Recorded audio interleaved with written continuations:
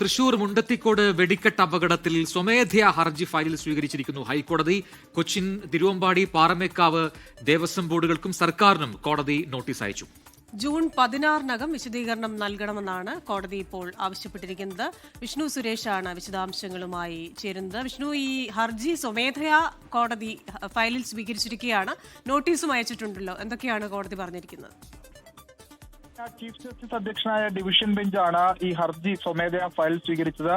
തൃശൂർ മുണ്ടത്തിക്കോട് വെടിക്കെട്ട് അപകടവുമായി ബന്ധപ്പെട്ട് നേരത്തെ ഒരു സ്വകാര്യ വ്യക്തി ഹർജി നൽകിയിരുന്നു. പക്ഷേ അതിൽ കാര്യമായ ഇടപെടലിലേക്ക് ഹൈക്കോടതി അന്ന് പോയിരുന്നില്ല. അത് പൂരത്തിന് സമയത്തായിരുന്നു നൽകിയിരുന്നത്. ഈ വിഷയത്തിൽ നിലവിൽ ഇടപെടുന്നില്ല തുടങ്ങിയ കാര്യങ്ങളാണെന്ന് കോടതി പറഞ്ഞത്. അത് മറ്റൊരു ബെഞ്ചായിരുന്നു. പക്ഷേ നിലവിൽ ഹൈക്കോടതി ചീഫ് ജസ്റ്റിസിന്റെ ബെഞ്ച് ഇപ്പോൾ അത് ഫയൽ സ്വീകരിക്കുകയും കൊച്ചി, തിരുവമ്പാടി, പാറമേക്കാവ് ദേവസ്വം ബോർഡുകൾക്ക് സർക്കാരിന് നോട്ടീസ് അയക്കുകയും ചെയ്തിട്ടുണ്ട്. എന്താണ് സംഭവിച്ചത്, അതുമായി ബന്ധപ്പെട്ടുള്ള വിശദീകരണം ആവശ്യപ്പെട്ടുകൊണ്ടാണ് നോട്ടീസ് നൽകിയിട്ടുള്ളത്. 16-ാം തീയതിക്കകം നോട്ടീസിൽ മറുപടി നൽകാനാണ് നിർദ്ദേശം. അതിനുശേഷം ഹർജി വിശദമായി പരിഗണിക്കും. ക്രിസ്റ്റീന.